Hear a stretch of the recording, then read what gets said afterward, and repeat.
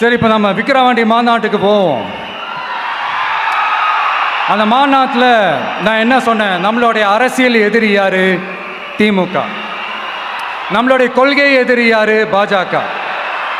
அன்னையிலேருந்து இன்னை வரைக்கும் அந்த ஸ்டாண்டில் ஏதாவது மாறணுமா? இல்லையே.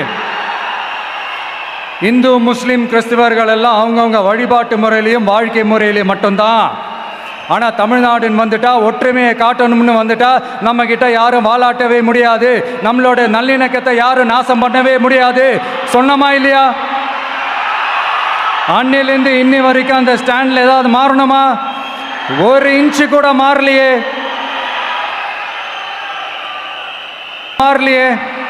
மதச்சார்பற்ற சமூக நீதி கொள்கை தானே நம்மளுடைய கொள்கை. அதுலேருந்து மாறவே போறதில்லை. 100% நீங்க உங்க விஜய இந்த விஷயத்துல நீங்க நம்பலாம். இந்து முஸ்லிம் கிறிஸ்தவர்களுக்கான ஆளா தான் இந்த விஜய் எப்பவுமே இருப்பான். எம்மதமும் நம் மதம் அப்படின்ற அந்த ஒரிஜினல் முகம் தான் இந்த விஜயினுடைய முகம். இன்னொன்று என்ன சொன்னோம்? A lion is always a lion. சிங்கம் தனியாக வந்தாலும் தண்ணி காட்டிடும். இது சும்மா மொரட்டு கான்ஃபரன்ஸ்லாம் சொல்லலை. உலகம் பூரா கடவுள் நமக்கு கொடுத்துருக்கிற கோடிக்கணக்கான நம்மளுடைய வகையறாக்கள் நம்மளோட இருக்கிற அந்த கான்ஃபரன்ஸில் நான் சொன்னேன்.